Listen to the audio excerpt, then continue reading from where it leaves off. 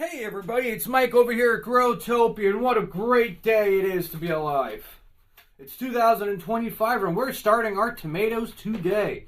Now, one of the things is that people always ask me is, why are you starting them on New Year's Day? Why are you starting them in January? And which ones do I plant? Well, the first thing you want to do is figure out what tomatoes that you want to plant for your season. Now, I got 26 strings out there. That means I can have 26 tomato plants. So, what that means is that I got to make sure that each pod is literally a plant. Because what happened last year was I planted a bunch of tomato seeds, a bunch of these different pods, and I know, I'm back to the rotating freaking stool over here. It's comfortable, but it's driving me nuts right now. And I'm too short so my feet don't touch the ground, in case anybody was wondering. I look a lot taller on video. It's because the camera's small and the way I move it, right? Meanwhile, everything around me is actually like 2 feet tall. Oh, I'm just kidding. Anyway, so what happened is I planted a lot of tomatoes last year, and in the pods and stuff, and then I had to find space out there. Well, this year I'm making sure that everything is restricted. So instead of having like a full tray of the exact same tomato, each pod is each different tomato plant. So that means that on this table right now that you guys can't see is actually 15 seed packets for this one tray of tomato seeds that are going to go onto a heating mat, because tomato seeds for germination, they love having the whole heating mat to themselves. They don't like to be hanging off a little bit. I've experimented with that multiple times. It still works if you are having the mat hanging off. You have the tray hanging off the mat like by maybe this much or this much, like 1 or 2 cells. The tomato will still grow that's on the outside of the mat. It just takes a lot longer because on the mat it's a controlled environment. But with the dome on top of it, it heats up the whole thing. So it kind of really almost doesn't make a difference. But if you are limited to space, I would say, put it half on the mat and something else with it. If you're running an operation like mine, where you have 1, 2, 3, 4, 5, 6, 7, 8 heating mats, you could put it on one mat by itself. So, which is what I'm exactly going to do with it. So now it comes down to what tomatoes that we want to grow. Well, the thing is that you got to look up basically their estimated harvest time. So that's what we have here. So what we're looking at here is we got yellow plum, super sauce, and large cherry tomatoes. We have the first ever tomatoes that I've ever seen in my life. Possible growing tomato is a red, white, and blue tomato. I'm going to be niching it as the Patriot tomato. It's basically a combination of 3 different types of seeds put together, and I hope it comes out looking like a red, white, blue. I know now the red, and it's all cherries. So this is going to be pretty cool. If this actually takes off, then what I'm going to end up doing is I'm actually going to put them in a seed packet and then offer them for people to buy. So somewhere like maybe Amazon or something, like actual real seeds. So like, some of these names I got, like Cozy Kitchen. It's not Cozy Kitchen, but it's like Cozy Crib. Like, I don't know about that. I mean, I don't want to down any company out there. I hate to do that to people and stuff, but it's kind of funny when I look at some of these seeds and I'm like, hey, if it works, great, I'll buy more of them. But, nevertheless. So, what we got on the list here is we got the 2024 mix, which was everything that I grew last season that grew great. I harvested at least 2 to 3 tomatoes from every single plant that I grew last year. And I blended them down, and I extracted the seeds. Now, the right way to extract the seeds, because the last video I posted of it, it turned out to be a disaster after the fact. But I did find out the really easiest way to do it is you just take cold water, you put it into a blender, and you scoop out the seeds as best as you can with a spoon, and then put it in the water. Don't put the whole tomato, because when I put the whole tomato, I made like tomato sauce. I couldn't separate the seeds from the puree, so I had to literally constantly filter, constantly change the water over and over. Oh god, that was annoying as hell. But once you scoop it out and put it in the blender, and then you put it into a strainer, you do that, hit it with a little bit more water, you get a big packet of seeds. And this is a massive packet of seeds. Seeds are right at the top. That's why if I ever start selling seeds, literally the seeds that I'm going to be selling to people are literally going to be a full packet of seeds. I do not think that people should be spending $6, $7, $8 on a packet of seeds, and there's like, it goes, there's like what, 20 in it? 10, 15, 20 seeds? I get it. The idea is so that, you know, you don't have to buy seeds again, which by obviousness, this large bag, I don't need to buy tomato seeds again of that type of tomato.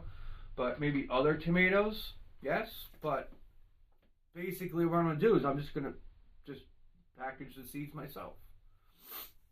Anyway, next one on the list. So the 2024 mix, I guessed it was like a 75 to 90 day till harvest, because some of them lasted like for a while.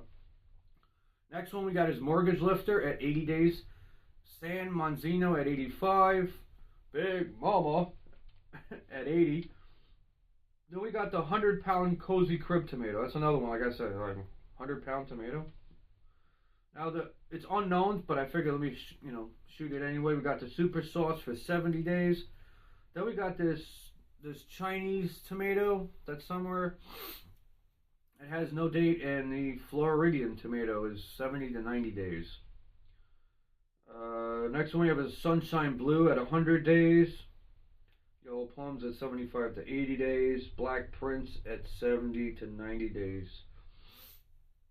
And I got some other tomatoes in here in this mix. Current growing list. This is just for the tomatoes. Tomato. Tomato.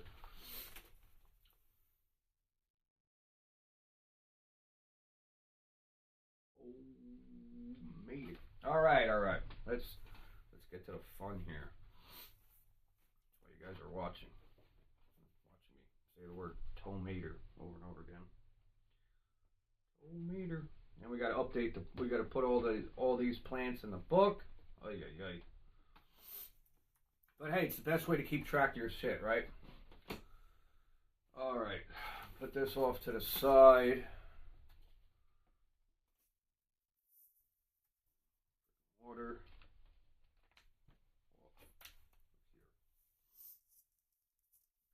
Water does not go good with the tomato seeds. Away.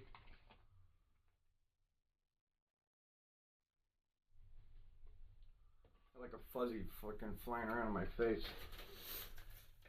Alright, grab some tags. So for this year with the tags, see, my problem is I always get like a bunch of these tags left over, and I either reuse them or I cross out one side of it like I'm about to do now. I write on the back of it. What I'm going to be doing now with the tags is from here on out, if I have a tag on a pod and that pod doesn't germinate anything, I don't do anything else with that pod other than reseed it with what it was seeded with. So I'm not wasting the tags. I'm reusing the tags for that plant. Then once they go outside, either the tags will go into a packaging of, basically my plan is to clean them and to stick them in the book with the seeds that they went along with. So we're not, like I said, not wasting this stuff over and over again.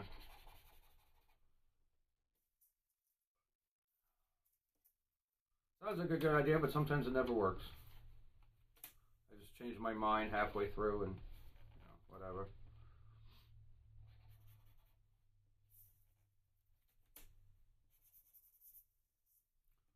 And then one of the things I do is I got to go through the book and I got to look at all the stuff that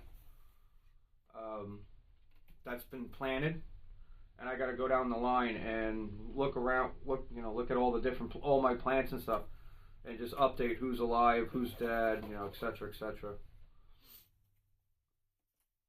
Go through all the two greenhouses and the orchard and all that fun shit. Okay. Now, when you go to plant your tomato seeds, you're planting them 1/4 of an inch down. You're not planting them deep at all. And with that being said, you just basically put like a little hole, like kind of rough the soil up. You toss the seeds on top, and then that's it. Um, for the tomatoes, after I do this, I'm going to give them a little light dusting of eggshell powder. It's a nice little fertilizer for them. Very, very light dusting on top of it. And then the cover stays on them, until they start to germinate. And then I'll take the cover off for like a day or two, and then put it back on, and then off and on, off and on, off and on. And then eventually what I end up doing is the cover comes off altogether, and they sit in the nursery and grow until the temperature in the greenhouse stays roughly like 50 and above for a while, not just like 2 days or a week. I'm talking about like January definitely no, February no, March no, possibly April. April it gets a little bit warmer, so April I might be able to do that, depending on how these temperatures run. We've had 50s all week long, and it's going to be dropping back down into the teens. So you don't want to throw your plants out there, even though the temperatures are currently nice. They're not going to be so nice very shortly. So I want to keep them indoors for a few months, of course. And they'll survive fine indoors. If you have to, you could always transplant them into planters, like I have, like the one I keep staring at right now. And you can literally just have them indoors under grow lights. And currently the temperature of that mat is 71 degrees, and they're doing fine.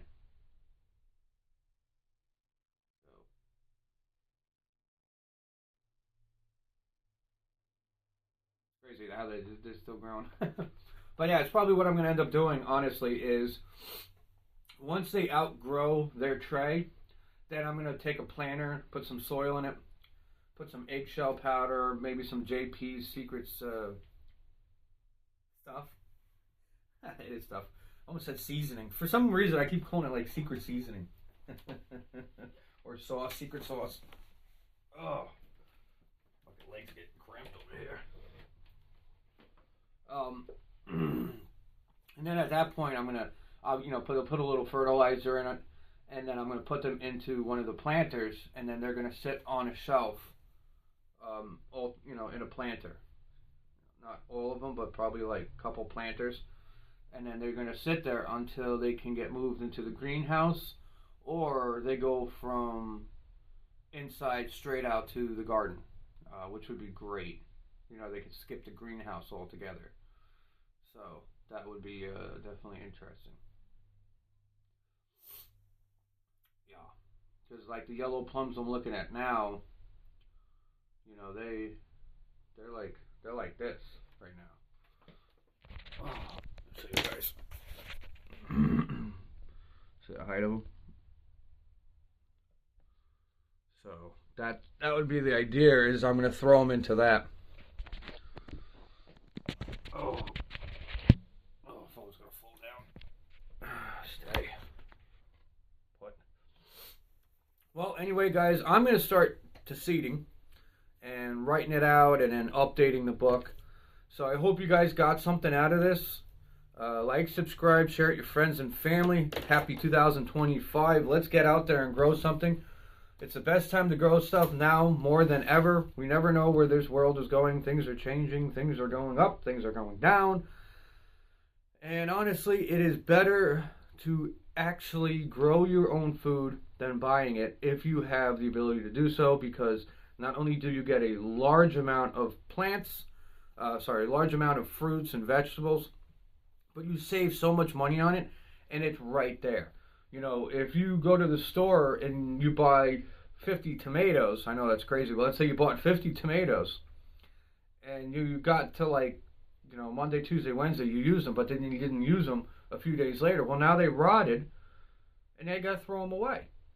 Or you can collect the seeds and regrow them, put them in your compost. But most people throw it away. I used to, before I started doing this, I used to go through so much produce from the store, it was insane. Now, I don't even buy produce from the store unless it's something that I don't have at the moment.